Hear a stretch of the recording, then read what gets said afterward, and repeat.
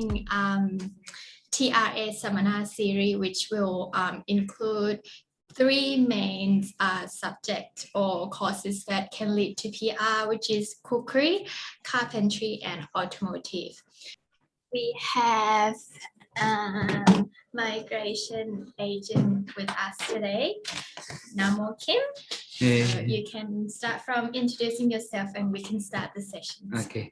Hello everyone, how are you? My name is Namo Kim and I'm the migration agent that I'm working at the Seoul Edu and Migration. So today, as the team mentioned, that we're gonna discuss about the TRA skill assessment and then for the visa options for the cookery, carpentry, and then automotive students. So basically, I'm not going to talk about much about the course, but I'm assume that the students complete the 2 years study in Australia, and then what's the next step? So basically, today we will talk about the after completion of study, what you have to do to get the permanent residency in Australia. Okay. So if you see the second page that I'm talking about the TRA vocational course, the TRA skill assessment. But before I explain about the exact meaning of the importance meaning of the TRA and skill assessment, I basically tell you why the skill assessment is required. So the Australian government providing the permanent resident visa, and then they actually need the people with skills, specific skills. However, the government cannot find whether these students really have that knowledge and skill in nominated occupation.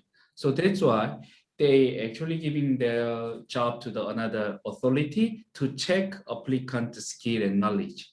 So in this process, we call skills assessment. So for the IT occupation, that ACS, Australia Computer Society, is the skill assessment authority. For the engineering occupation, that Engineers Australia is a skill assessment authority, which means for the engineering occupation, if you want to get qualified engineer for the migration purpose, you must check with Engineers Australia and then must pass the skill assessment through the EA, Engineers Australia. But the cookery, today's occupation will be the chef and then mechanic and then carpenter. So those vocational courses, the vocational occupation, the skill assessment authority is the Trade Recognition Australia. We call the TRA. So TRA basically check whether you have enough skill and knowledge to apply the any temporary or permanent visa in Australia. So today we will talk very detailedly about the process in TRA skill assessment. Before I move on to the detailed information about the TRA, I just summarized some visa options. So if you see our PowerPoint, then you can find 4 different visa. Subclass 189, subclass 190, subclass 491, and subclass 186. The reason why I show this visa option is those all visas required skill assessment, which means without passing the skill assessment, you cannot even apply for those visas. So that's why you should carefully understand the importance of the skill assess, and then you have to plan well to apply the permanent visa. So a lot of students come to me a bit late. They just come and ask me about I want to apply the skilled visa. But when I check with them, their visa is just left around 8 months. But they haven't completed the skill assessment. So I cannot ask them to start skill assessment because normally TRA skill assessment or some skill assessment takes at least 1 year. Then basically they already lose the opportunity to apply the skilled visa because they cannot pass the skill assessment within their current graduation visa, something like this. So before you get into the graduation visa or during your study, you must clearly understand how to get the skill assessment and what is your future visa. So if you planning to apply a certain visa, you must understand their requirement, and you must check whether that visa required you to have the valid skill assessment outcome or not. So that's why those visas, 189, 190, 491, 186, or even for the DAMA 1494, they all require the certain skill assessment. So that's why I'm telling you the skill understanding about skill assessment is very important. Okay, let's talk about the TRA job ready program first. So today we basically talk about the chef, mechanic, and carpenter, but I'm just to show you the welding as well. So like all the vocational course, mostly they are taking the skill assessment through the TRA. And then in the TRA, there are many different type of the skill assessment. But basically today, we will talk more about the job ready program, because I believe you are studying now or about to study or just about to complete your course, then most of you guys require to take job ready program to get the skill assessment. So job ready program, they have 4 different steps. As you can see on my PPT, then you can see the step 1, step 2, step 3, and step 4. For step 1, we call the provisional skill assessment. So we simply call the PSA. But this step 1 is very important that you must complete this PSA to get visa grant for the graduation visa. So basically, if you currently studying any of the vocational field, like a cookery course and an automotive course and a carpentry course, once you complete the course, you must take a provisional skill assessment first to apply the graduation visa. So step 1 is simply not for the PR, but for the graduation visa application. And then step 2, so let's say if you complete the first stage of the job ready program, which is a PSA, then you can move on to the step 2. So we call the job ready employment, the JRE.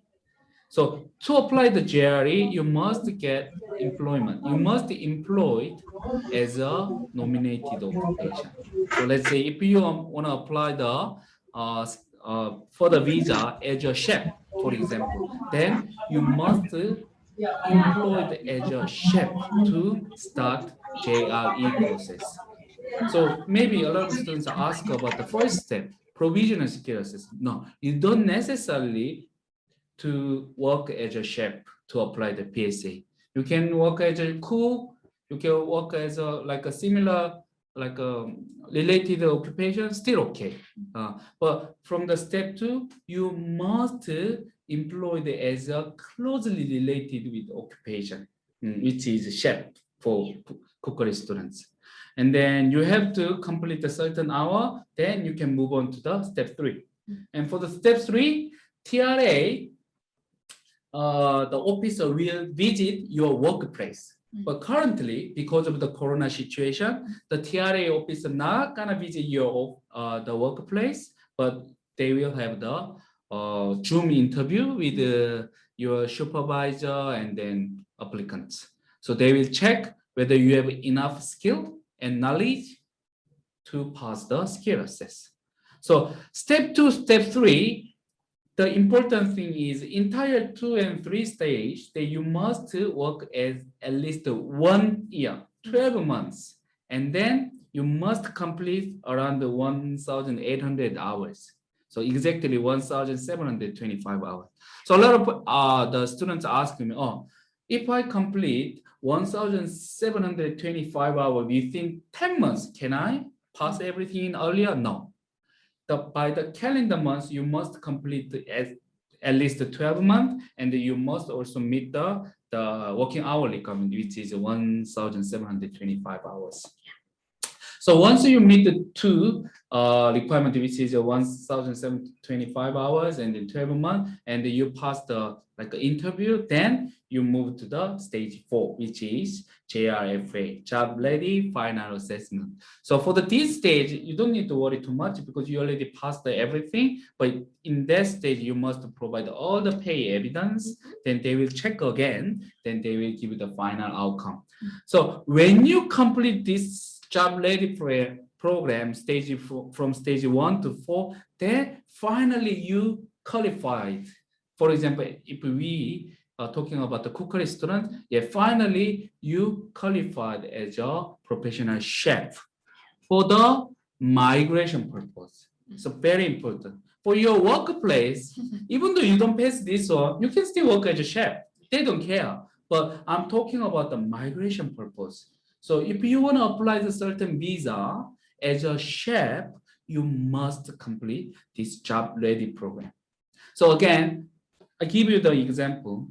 So students come to me and then their graduation visa finished December, but he realized he want to apply the skilled visa, but he hasn't started the JRE. He just got a graduation visa with the PSA. Then can he start the process now?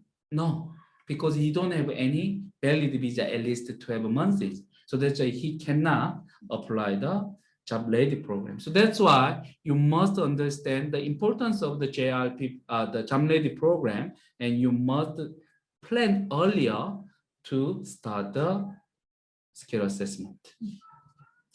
Okay, let's give a little bit detail about each stage. First stage, again, for the PSA, Provisional Skill Assessment. Again, this Provisional Skill Assessment is only for the graduation visa purpose. It's not about the permanent visa purpose. But anyway, if you can't pass the PSA, you cannot move on to the stage 2. So this is anyway part of the Job Ready program.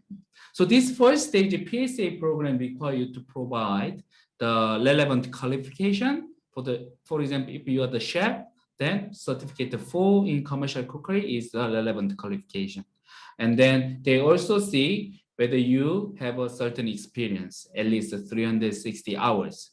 So these 360 hours, you don't necessarily work as a chef again, but you must prove anyway you work similar skill level and then cook, that's okay. But anyway, you have to prove 360 hour paid employment or vocational placement.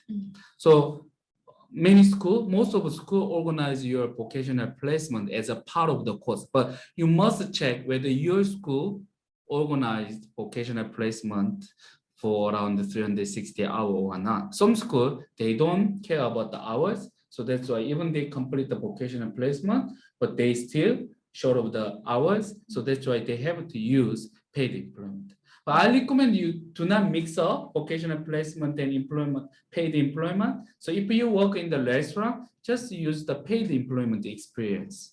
That might be easier.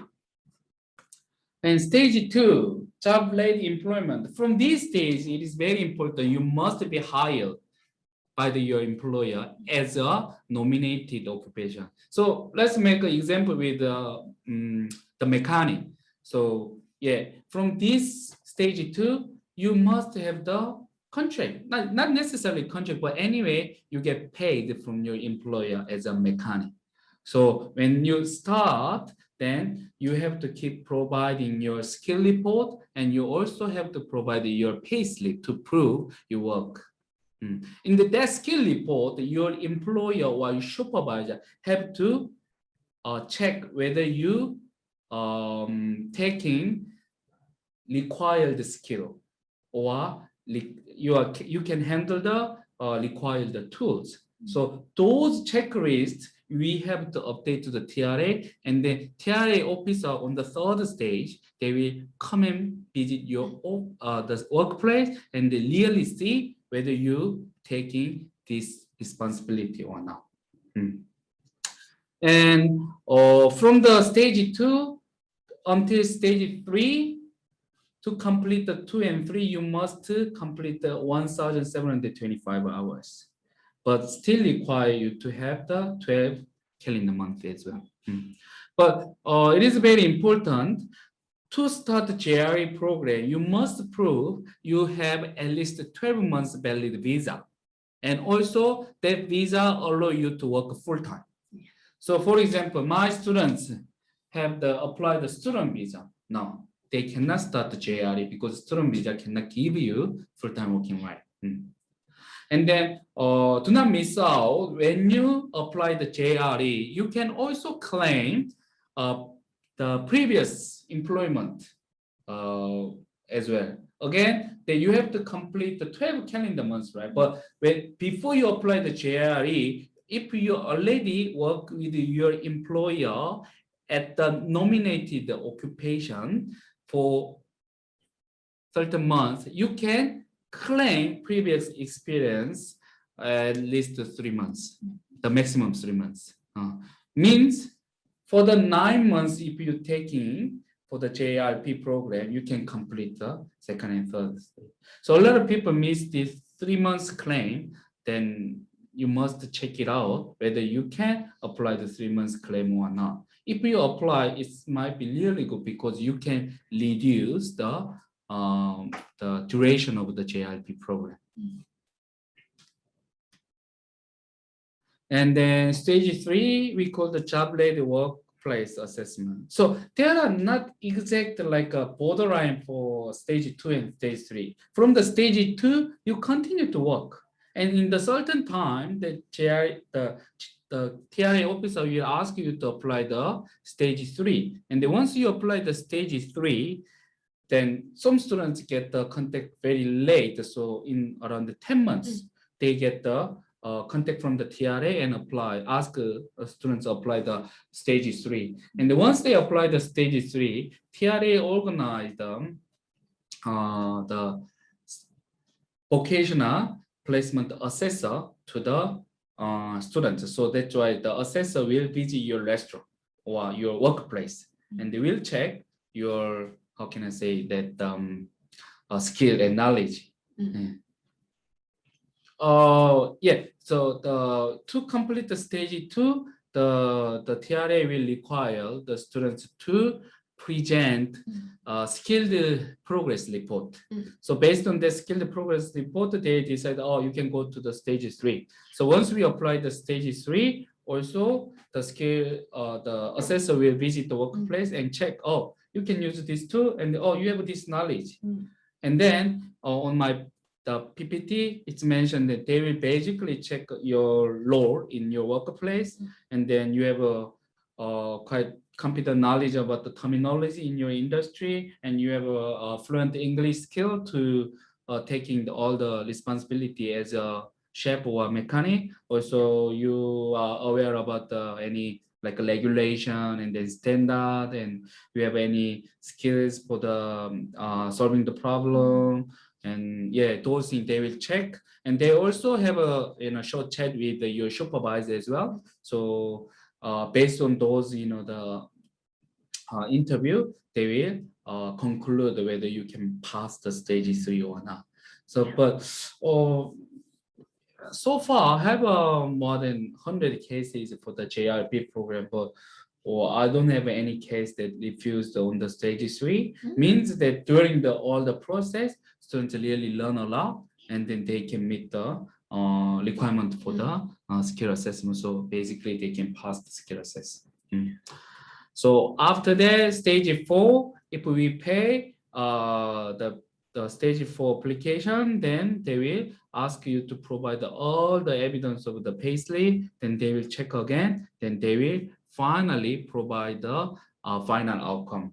So there are huge delay in the job ready program before, but now many things changed and everything become online. Then now, yeah, they are quite, how can I say, faster. Yeah, faster, and then there is not much delay at all. So it's really important to pass one step at a time before going to the next one. That's right. Yep. Yeah. Just 1 second. So now the everything's all good. Do we have any questions from students?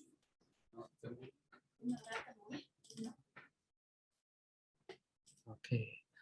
So I'll open another PPT to share some information. Just one second. So if any students are watching and have any question about cookery or automotive and carpentry, even if about course related or visa related, you can comment in the live now. That's right. Okay, now I can maybe move on to some visa part. But before I explain you about the specific visa subclass, then I can give you a little bit of an update how the current migration law is moving on. So since last year, I mean that since 2019, there are huge changes. Then government clearly show that they are more focused on the regional area. So they try to giving more benefit for the applicants who live and work in the regional area. So based on their big trend, government introduces many different things. The first one, obviously, they decreased the entire visa number. However, they allocate more quota for the regional visas. Also, they actually now simplify the meaning of the regional Australia. So before, there are many different definitions of the regional area. So even me who work in the migration industry be confused. Oh, regional area for which visa. But now they simplify all the concept of the regional Australia. So now we have only one definition of the regional area. So they, based on that, simplified and then fixed the regional area definition, they introduced the new skilled regional provisional visas. So we will talk later about these new visas. And then they also allocate more point for the students who complete their study or work, live in a regional area. Also, recently they also introduced some new graduation visa. Then people who complete the graduation visa, then they can apply the additional graduation visa if they meet the certain requirement in regional area. So if you're planning to study in Australia, then that's why I keep saying you must clearly understand about this big information first. Then you have to decide where you're gonna study, what you're gonna study, and after study, what I can do to get the visa. So without this understanding, that if you start first, then later on, it's a bit late to change the location, change the course, and then maybe sometimes on the graduation visa, even you missed skill assessment as well. So that's why you must get the professional consultation and get updated by yourself, also get some updated information from us. So anytime, if you have an inquiry about your study or visa, we are happy to provide the answer. So please contact our teams.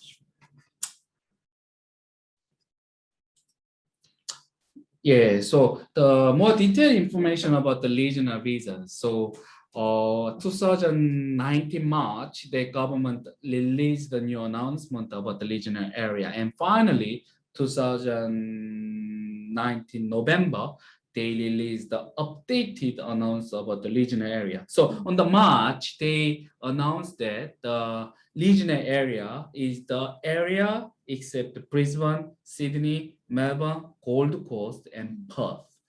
But on the November, they rectified their definition and they finally released the final announcement about the regional Australia. For the updated information, only 3 cities is not included in the regional area. So Sydney, Melbourne, Brisbane. Except the Sydney, Melbourne, Brisbane, all area is the regional area in the migration purpose. So maybe if you have visited the Perth and then maybe the Gold Coast, Newcastle, Wollongong, and Adelaide, you may not feel like it's a regional area, but for the migration purpose, those cities is still be a regional area. So if you now thinking to apply to any regional related visa, those cities except the Brisbane, Sydney, Melbourne, they are all applicable area to apply those visas.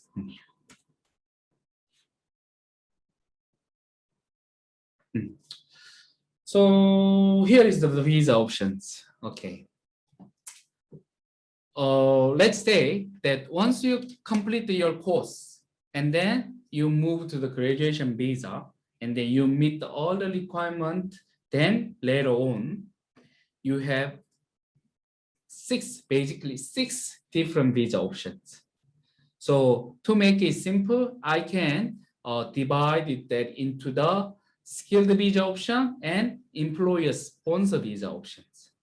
So let's say for the skilled visa options, it basically talking about the skilled independent visa, which is a subclass 189. Also skilled nominated visa, subclass 190 visa, and then skilled work listener visa, which is a new listener visa. And then currently the most effective visa and then your target visa may be for the 491 skilled work listener visa. And then for the employer sponsor visa, there are always available for the ENS employer nomination sponsor visa, which is subclass 186 visa, and then TSS visa, which is temporary skilled shortage visa, subclass 482, and then new visa, new listener visa, skilled employer sponsor visa, which is subclass 494 visa. So from now on, I will explain a bit detail about each visas, then you can understand what kind of visa you can apply for later. So let's talk about the skilled visa first. Okay. Next. So this skilled visa, as I mentioned on previous PPT, then there are three different types of the skilled visa: 189, 190, 491. So I will simply mention about the subclass number, then you can understand which subclass belongs to the which visa. But very important thing is these three visas all require you to have the positive outcome of the skill assessment in your nominated occupation. Means if you missed out the skill assessment during the graduation visa, you even doesn't have any chance to prepare this visa or apply these visas. So very important, this skilled visa, you must have a skill assessment. So let's go for the 189 skilled independent visa first. Skilled independent visa is the permanent visa, and it is a point-based visa. But this skilled 189 visa, they don't care where you are and what you studied. They only look at your point. So even though you are in or outside of Australia, you are equally compete.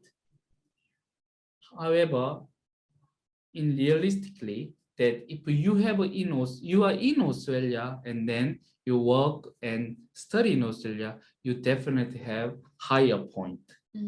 So you will have a higher chance to get the invitation.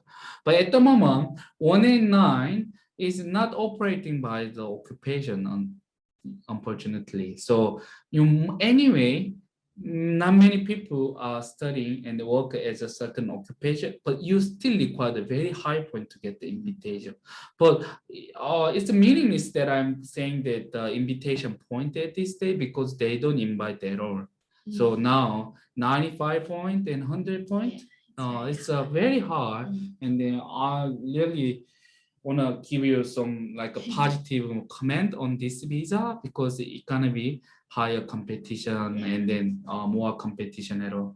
So yeah, skilled independent visa is a permanent visa and then based on the point, but now very small quota and then too much competition, very strong competition. So it's not gonna be your target visa for permanent residency.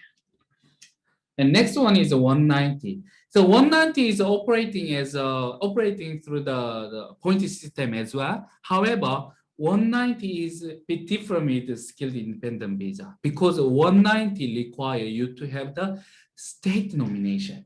Very important, you to have the state nomination. Means each state in Australia or each state and territory have a different rule and different occupation for their own state nomination. So for example, in Queensland, they give the opportunity for example, chef for the 190. But in some state, for example, it's not true, but in Northern Territory, maybe, they don't give the opportunity for the chef. Like this, each state has their own demand for the certain occupation, and based on that demand, they have their own occupation list. Also, state nomination requirement is all different based on the state. So you must understand which state will be the very attractive for your occupation. And then you also calculate your point well to meet the requirement, because state nomination, some state like Canberra, ACT, and New South Wales, so those states, they giving the invitation based on the point. So if you have a higher point, you can get a higher chance. But Queensland, they just but have giving you the deadline point, minimum point. If you above the minimum point, they don't actually differentiate. So all states has a different. But anyway, if you meet the state requirement, and then if your state nomination application is approved, then you will get the visa application invitation. Then you can apply for the visa, and then you will get the permanent visa. So 190, the state nomination visa is the permanent visa. But if you get the 190 visa, which means you already got a state nomination from the certain state, then you must live and work at least 2 years in that state. You cannot move to the other state. And the other 491 visa is a new visa since 2020, 2019, right? And then this visa has many opportunities still. So this is the state nomination based on visa as well. However, this one is regional state nomination. So means you must meet certain requirement for the 491 in regional area. So let's say if you work in the Sydney city, you may not have a chance to apply the 491 visa. But if you work in the Newcastle, Wollongong, or Gold Coast, or whatever, you may have the chance to apply the 491 visa. Again, for the state nomination requirement, it's all different. So that's why it's hard to give you all the explanation. But anyway, you simply understand this 190 and 491, you must have a state nomination approval to apply the visa. However, for the 491, you need less point, means less English skill, still okay, but you must meet regional requirement as well. So that's the difference. And then 491 is not a permanent visa, but we call is provisional visa, which means it is already packaged with a permanent visa. So for the 491, you will have the 5-year visa, and then during 5 years, if you meet working and living criteria for 3 years, that specific regional area, then you can move on to the permanent visa. When you apply the permanent visa, government not gonna check again about your English. So it's packaged. That's why we call the provisional. So you will have the Medicare benefit during the 491 visa, which is very actually. And the other one is employer sponsor visa option. So let's talk a little bit more about the TSS, which is 482 visa, which is the most popular visa for the vocational course students. So this is employer sponsor visa. So which means even though you are very talented, you have a very high score for the migration point and English skill, you cannot apply for this visa unless you have the employer to give you sponsorship and nomination. For example, chef. If you find the employer in certain restaurant and they are happy to give you sponsorship, and then you can apply for these visas. So that's why this visa is not simple. So your employer must pass the sponsorship application and must approve the nomination. Then finally, you can apply for the visa. And then to apply for this visa, you need at least 2 years work experience. So let's say if you work as a chef, then you have worked in that restaurant for the 3 years, but as a cook means you can't apply for the TSS visa. Again, TSS visa, you need to have the 2 years work experience as the nominated occupation. But a lot of people misunderstand that the experience always counted from your qualification finish, but actually not. Even though during your study, if you work as a chef, then still you can count. So for example, then during the graduation visa will be the 1.5 year.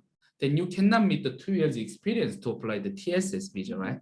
But if you using the bridging visa until the visa grant, then you can still claim that one. Also, during your diploma or certificate 4-course study, if you work as a chef, you can still use that one. But it is under the student visa condition, so you may have the 20 hours.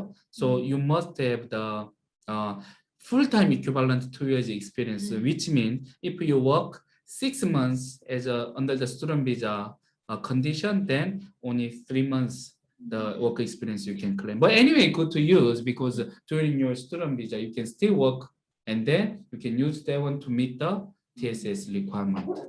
So this TSS visa is a temporary visa. So this visa will give you the 4 years visa duration. And then if you work as work under that employer for additional 3 years, then you can move to the permanent visa. So this permanent visa name is ENS, Employer Nomination Scheme, 186.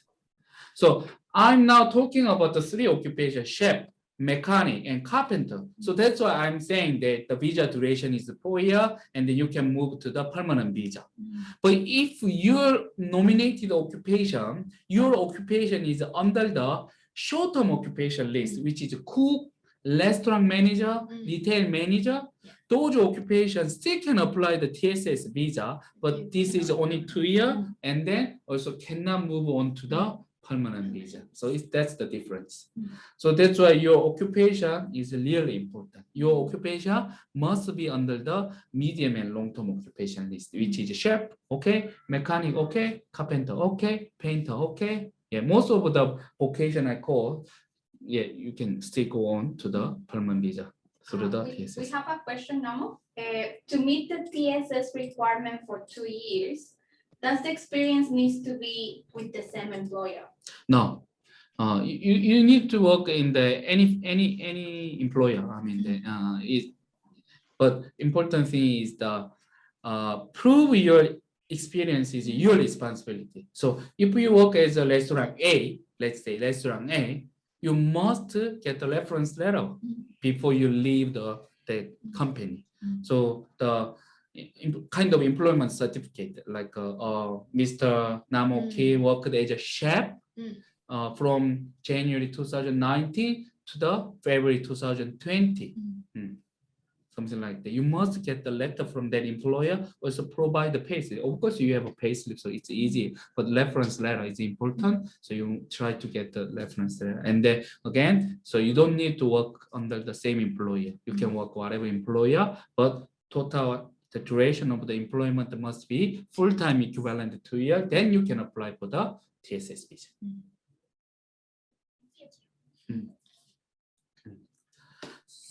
And then, yeah, that the 186 employer nominated sponsor visa, as I mentioned again, once you complete the TSS visa for 3 years under the same employer, then you can move on to the ENS permanent visa.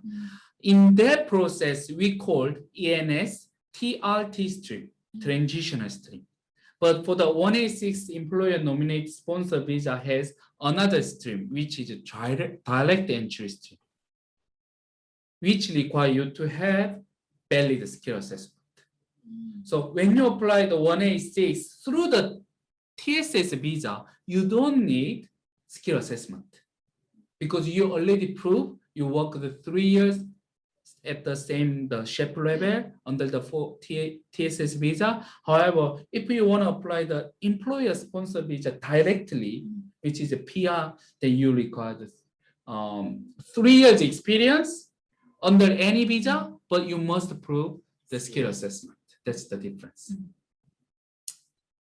Okay, and then the other last one is a new employer sponsor visa, which is a regional based 494 visa.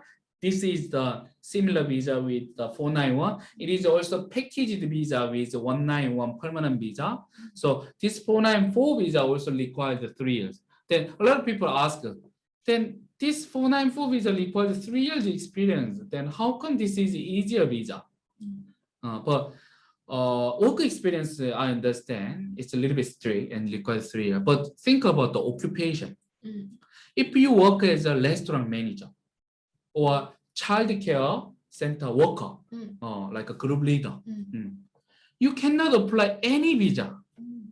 I talk about 189, 190, 491, 186, 482, all the visa, you cannot apply because those occupation is under the short term or under the ROL, regional occupation list.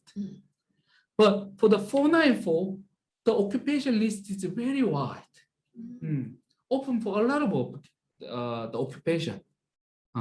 And then this 3 years experience does not always require you to make it in Australia. So if you have a certain experience in your home country and come to Australia, and then maybe with a certain visa, if you meet the 3 years experience, then the employer in regional area happy to sponsor you, then you can still apply for the 494. So that's a little bit different things. Yeah, the experience requirement is quite high, but give more opportunity for the more occupations. So it is good.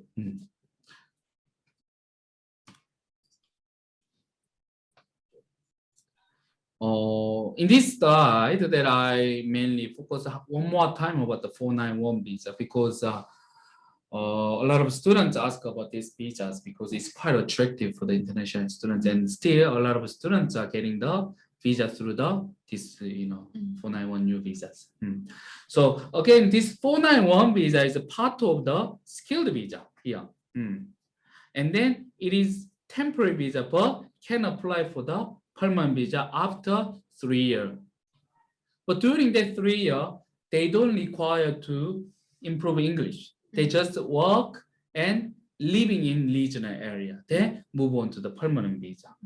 And then during that 3 years, the applicants and the family member will get the Medicare benefit from the Australian government. So that's why this is really good visa. It's a temporary visa, but I can say it's a kind of permanent visa as well. And then this visa requirement is quite less than other visas. So compared to the 190, the 190 require very high point. But 491 have a more occupation and also has a less requirement. So all the skilled visa, the minimum point is 65. But if you get the state nomination for the 491, the state nomination will give you the extra 15 point, which means you just require the 50 point. Then you don't need to even sometimes have the IELTS 7.0. I know if the competition becomes strong, maybe point will be increased. But at this stage, many occupations still get the invitation with the minimum English requirement, which is 6.0, which is good for the students in vocational area because they have many difficulties to have a higher English point. And then again, the TRA, it takes 1 year to complete the job ready program, skill assessment. So that 1 year experience automatically give you the 1 year Australia experience and additional 5 points. So you will meet most of all the requirements. So basically the difference is 491 state nomination, you have to work and live in the regional area of that state. So that's why I'm pretty sure if you plan to move and relocate to the regional area, and then if you start work and then taking the skill assessment in there, at the time of the finish the skill assessment, you definitely meet the 491 requirement as well. So now you can simply make a strategy to make your future plan. So if you are in big city, that's fine, but you have to think of when you gonna move on. If your student visa is expire soon, then you're gonna apply for the graduation visa, then maybe once the course is complete and time to move on. Or if you have a really good employer, they are happy to sponsor you and you are really good related and you already experienced them, they are really good employer, then you don't need to move and you don't need to think about the skill assessment because the TSS visa only required 2 years experience. Then what you can do is now you have to check, oh, I'm working as a chef, I'm working as a mechanic, I'm working as a carpenter or not. If I'm not, then ask your employer, can I promote? Then you start work at that nominated occupation level and then try to extend your, try to collect getting your experience during your student visa and then bridging visa and then graduation visa on and up. So you meet the 2 years experience, you can apply for the TSS visa. Then you don't need to skill assess. But if you take a skill assess, you will prepare the TSS visa, 491 visa, 190 visa, 189 visa, later ENS direct entry visa. So that's why you will, with one skill assessment, you will have extra 4 more visa options. But it doesn't guarantee anything, but at least you will have more visa options later on. So that's why these days a lot of students, because the situation is very uncertain, so that's why they will have a more opportunity and visa options.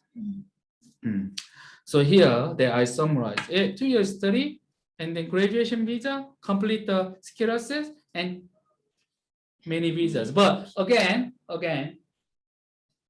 before you start one, you must draw this one first and check. If you work a mechanic, whether Queensland giving you the state nomination for the 491 or 190 or New South Wales, everything you compare, then you decide the location of your study.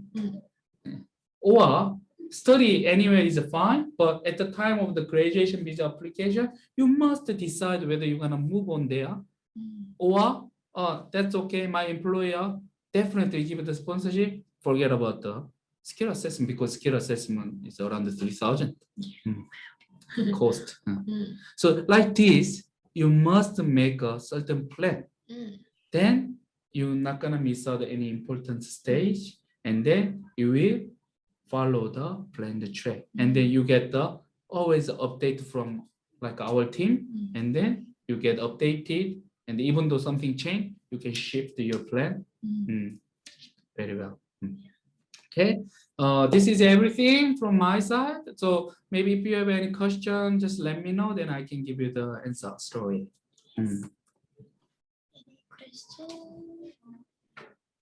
Question today. So if even though you are not having a question now, but if you have a question later on, please contact our team. Then they will provide some answers, or they will pass that question to me. Then I can also answer for you as well. All right. Thanks so much. Have a nice day. Thank you.